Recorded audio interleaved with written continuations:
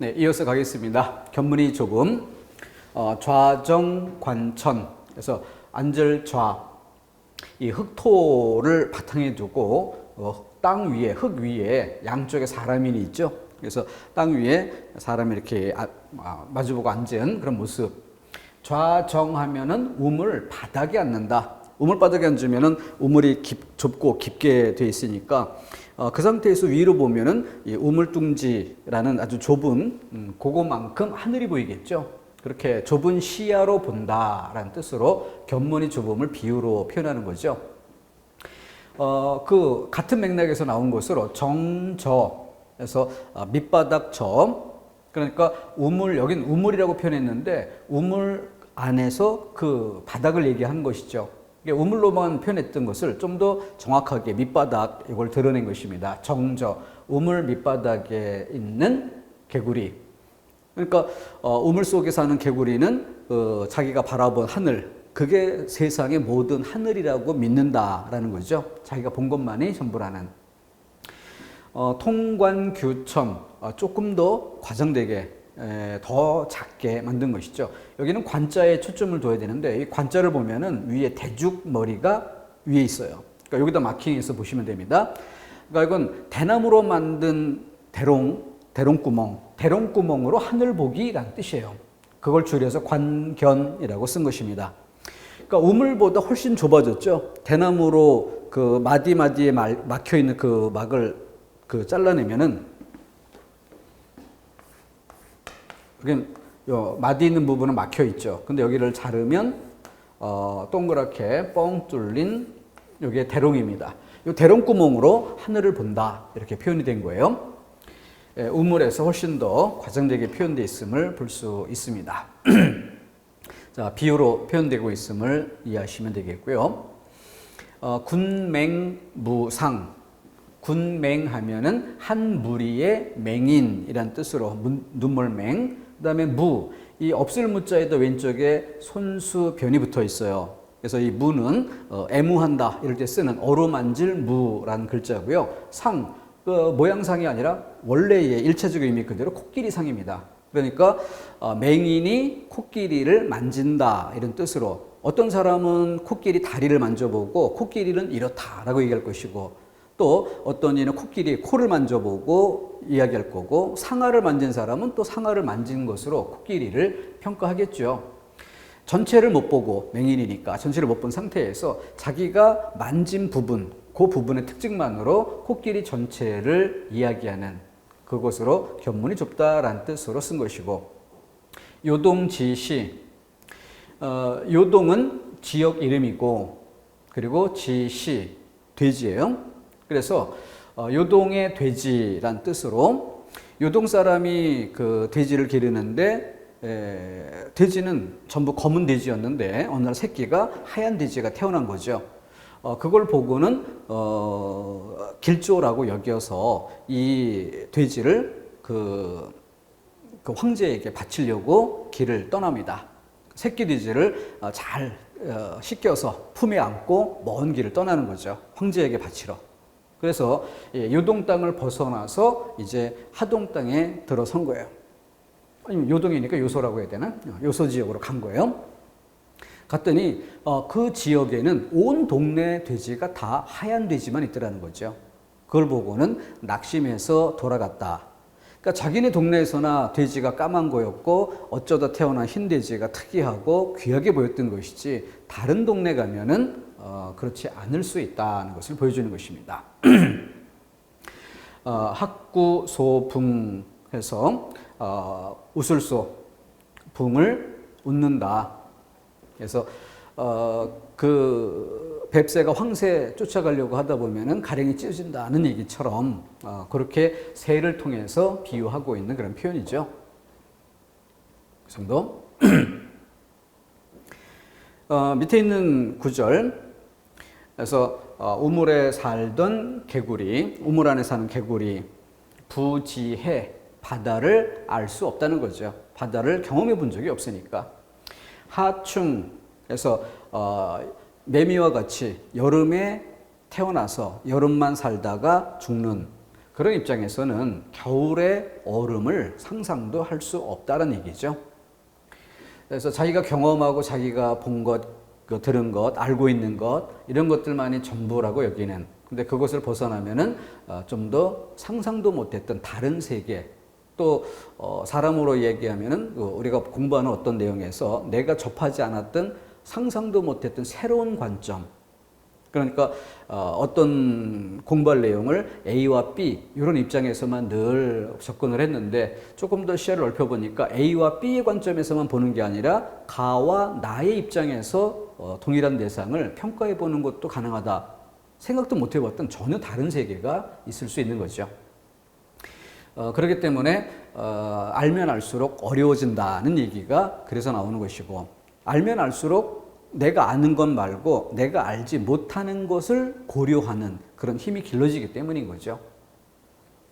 자, 계획이 자주 바뀜 항목을 바꿨습니다. 작심삼일.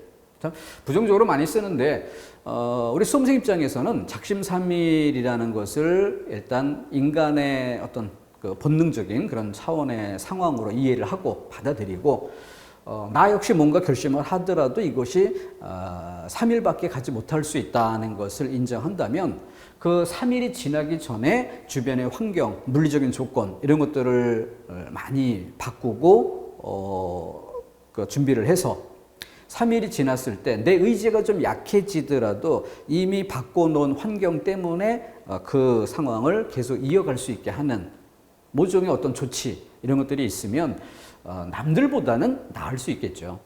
나 자신이 완벽하지 못하다 하더라도 그래도 대부분의 인간의 습성이 그러하다면 다른 사람들보다 좀 더 난 나을 수도 있다. 그렇게 나아지기 위한 어떤 조치 이런 것들을 해두면 좀 성과가 있지 않겠나 싶습니다. 조령목에 아침에 명령을 내리고 그 내렸던 명령을 저녁에 고친다. 새롭게 바꾼다. 이게 반복되면 어떻게 돼요? 명령을 받는 입장에서는 명령을 받자마자 시행을 해야 되는데 시행을 하니까 바뀐 명령이 또 내려와요. 그러다 보면 이게 반복이 되면 나중에는 어떤 명령이 내려와도 시행을 하지 않고 기다리는 이런 상황이 반복되겠죠. 조변석계 아침에 변하고 또 저녁에 또 바꾼다 이런 뜻으로 고려공사 3일 바로 조령목에 이런 것들이 반복되면서 빚어진 어떤 중앙의 명령이나 정책 이런 것들이 말단에서 제대로 시행되지 못하는 그런 폐단을 일컫는 표현으로 나타났던 것이죠.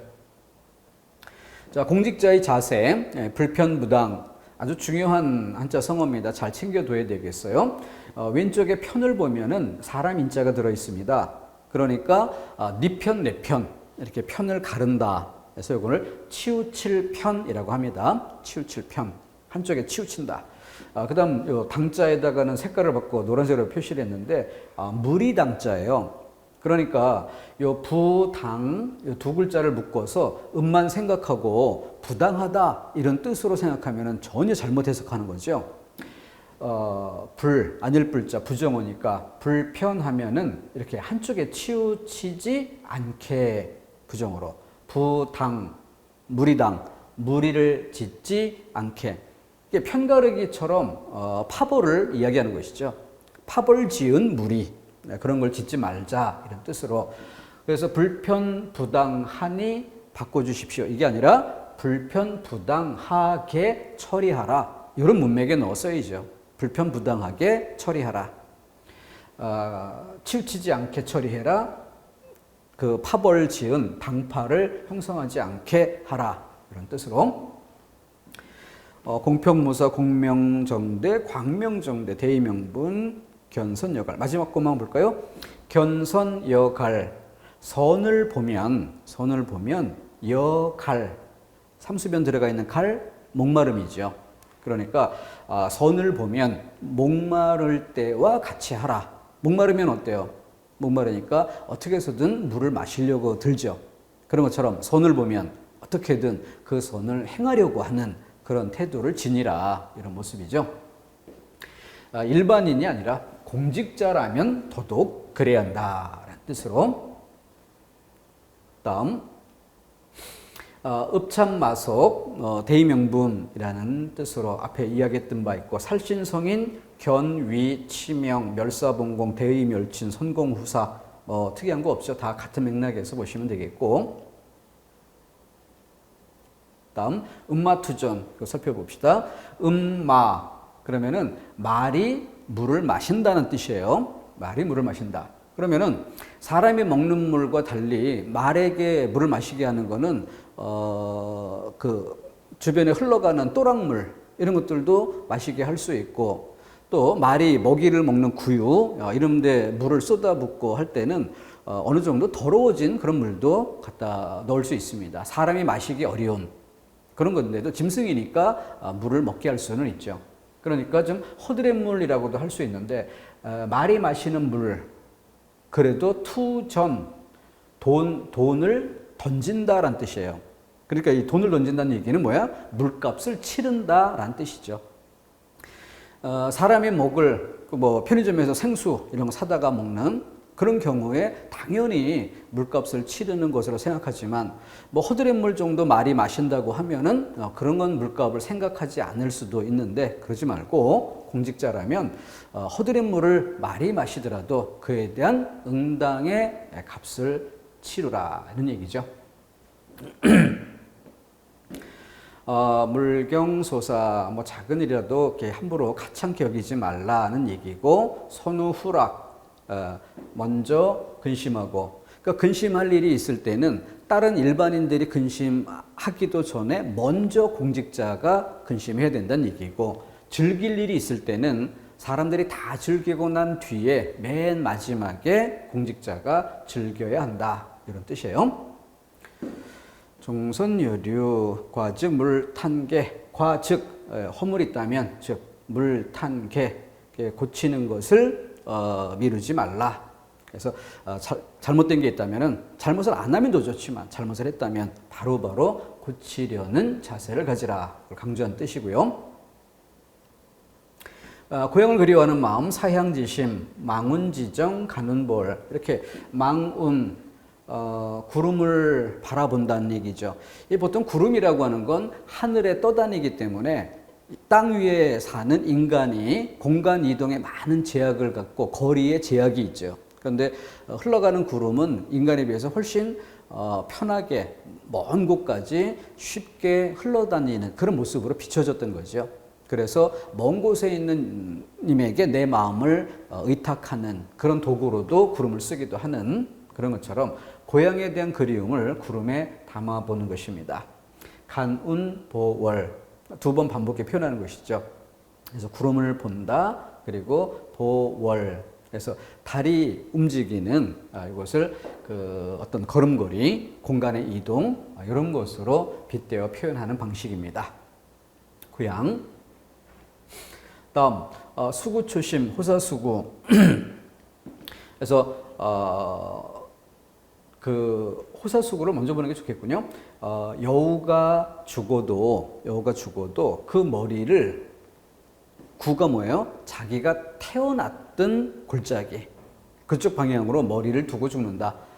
실제 뭐 짐승이 그러겠습니까마는 인간이 그런 쪽으로 이해를 하는 것이고 하찮은 미물이라 할 수 있는 여우도 그러한데 사람이라면 오죽하겠는가라는 뜻을 좀 더 과장되게 표현하기 위해서 여우를 끌어들여서 쓰는 것입니다.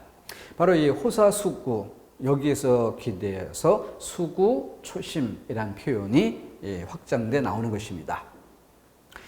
그런 똑같은 원리가 여기도 쓰이는데 월조소남지 글자 그대로 풀이하면은 월나라의 새는 둥지를 튼다 남쪽 가지에 이런 뜻인데 월나라는 중국 대륙 전체로 보면은 좀 남쪽 지역에 있는 나라 이름이에요.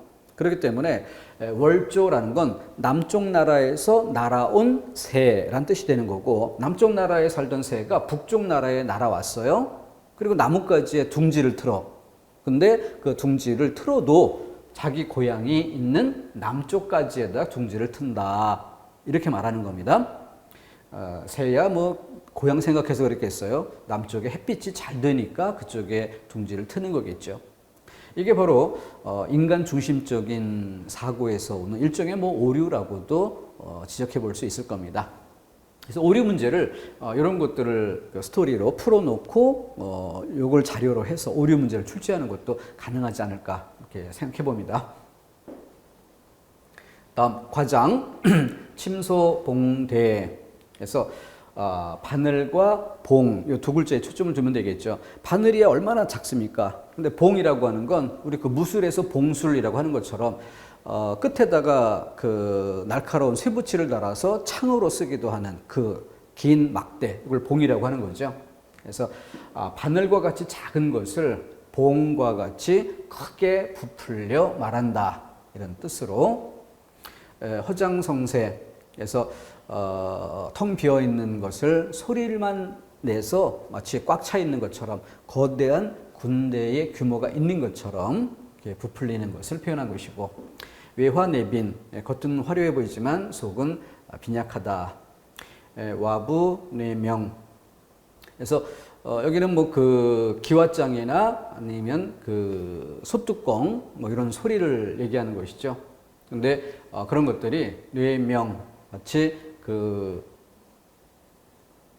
기와 같이 이런 것들이 이렇게 쓰러지거나 할 때 이렇게 마찰되면서 나는 소리, 소뚜껑 같은 것을 열을 때 이 소뚜껑도 굉장히 무거운 쇠로 되어 있기 때문에 소뚜껑을 이렇게 번쩍 들어 올리기보다는 약간 비스듬히 미끄러지듯하게 이렇게 소뚜껑을 열게 되죠. 그러면서 솥과 소뚜껑이 마찰되면서 소리가 나게 됩니다.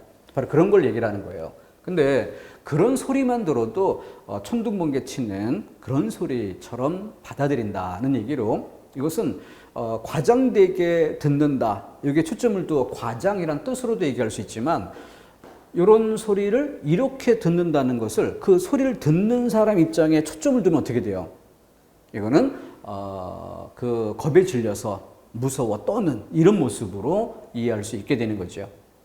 그러니까 워낙 겁이 많아서 소뚜껑 여는 소리만 들어도 천둥번개 치는 그런 소리처럼 듣고 느끼고 깜짝 놀라고 이런 모습으로 이해할 수 있는 거죠. 어디에 초점을 두는가에 따라서 좀 이해의 폭이 달라질 수 있는 것이 비유 표현의 특징입니다. 자, 궁지에 몰리면 돌변함, 궁서설묘. 그래서 궁지에 내몰린 쥐, 설, 이빨로 깨문다는 뜻이에요. 묘. 쥐를 잡아먹는 게 고양이인데 오히려 고양이를 쥐가 물어버린다는 거죠. 궁구막추.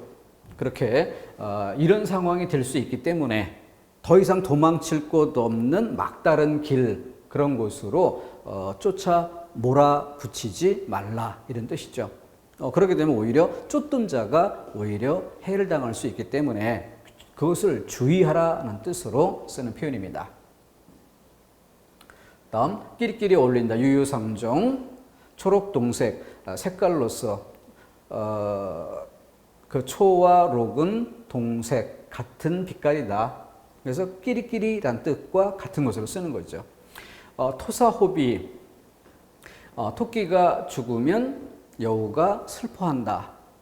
이건 아까 나무로 그 소나무가 무성한 걸 보고 그 잣나무가 같이 자기 일처럼 즐거워한다. 이게 끼리끼리란 뜻으로 소나무와 잣나무, 여기서는 토끼와 여우, 모두 호랑이나 이런 더 큰 짐승들에게 잡아먹힐 수 있는 약한 존재라는 측면에서 쓰는 표현이죠.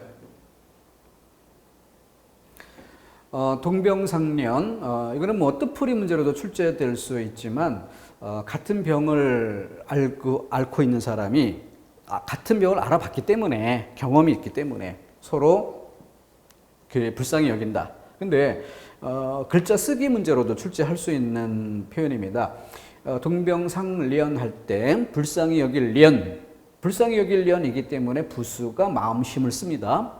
근데 마음심 부를 떼어내고 이 자리에 언덕 부를 붙이면 이웃린이란 글자가 돼요. 이웃린. 근데 부수 부분만 바뀌었을 뿐 글자 전체를 이루고 있는, 위에 쌀미자가 있고 밑에는 어그러질 천이라고 하는 것인데, 이 모양새가 언뜻 보면 똑같은 글자인 줄 착각할 수 있게 하는 거죠.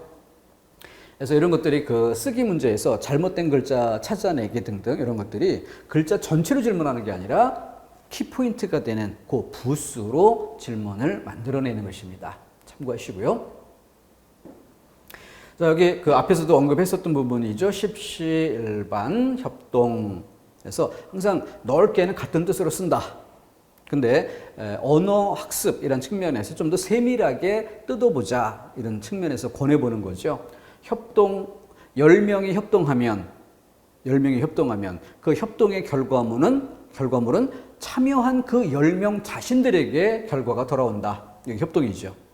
근데 십시일반은 10그릇의 밥에서 한 숟가락씩 밥을 덜어낸다.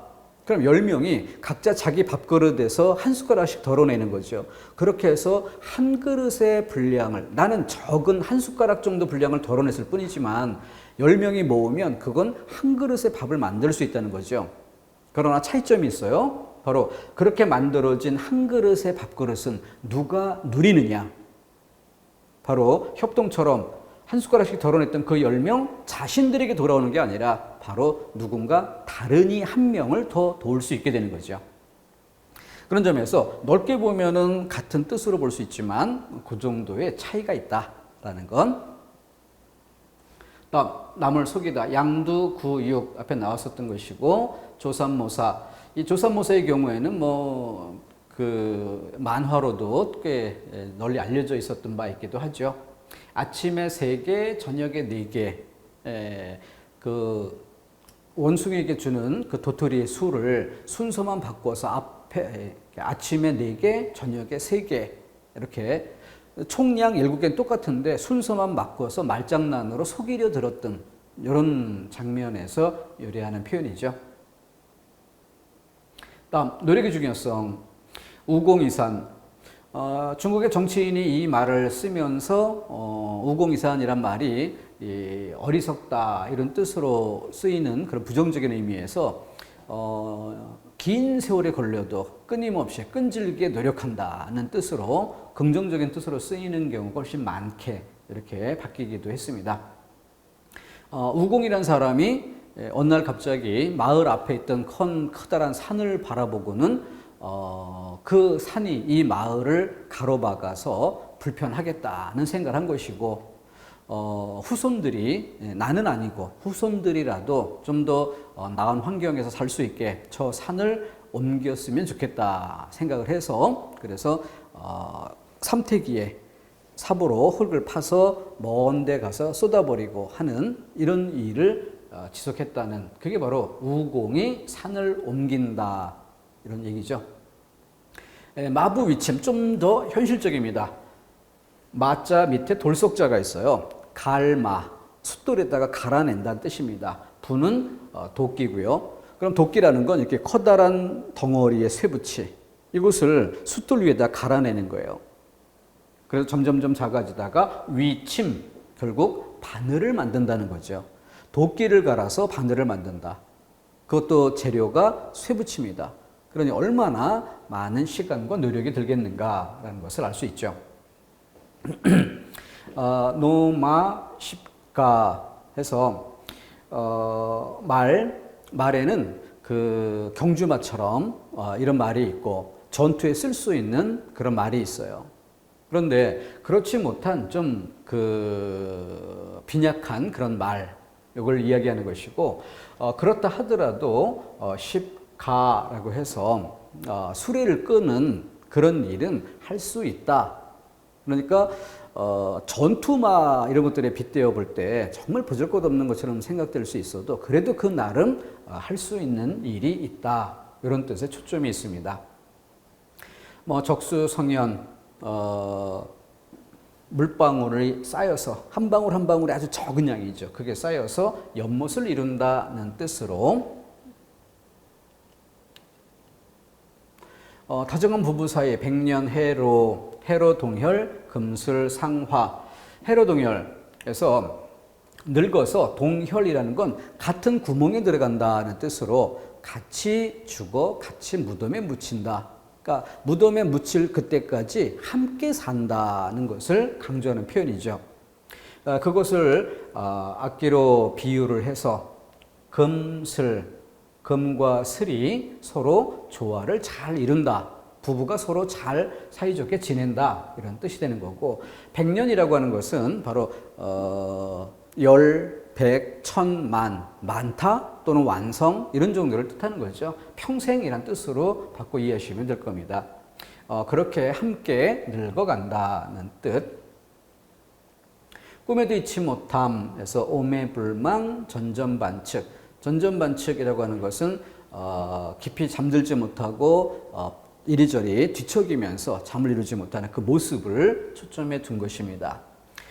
경경고침이라는 것은 좀 더 외로움에 초점이 놓인 표현이고요. 그리고 고침단금, 그래서 역시 잠자리, 이불 이런 것들로서 그 상황을 표현하는 것입니다. 잊지 못함, 외로움, 그리고 그리움 이런 것들을 같이 연결하는 것이죠. 고침한등 하면은 그 외로운 처지를 누군가 함께, 사람은 그 사람과 사람이 함께 있어야 또 그 삶의 의의를 찾을 수 있고 한 것인데, 고침이라는 것은 홀로 잠자리에 들어야 되는 그런 상황을 이야기하는 것이죠. 그 외로움이 한등이라고 해서 등불마저도, 등불인데도 불구하고 따뜻하고 뜨겁고 이렇게 느끼는 게 아니라 춥고 차가운 이런 것들로 받아들이게 되는 것이죠. 마음이 외롭기 때문에 그렇게 느끼게 되는 상황을 표현한 것입니다. 그 정도. 이렇게 해서 일단락 짓고 조금 더 끊었다가 뒤에 나머지들 성어 더 살펴보도록 하겠습니다.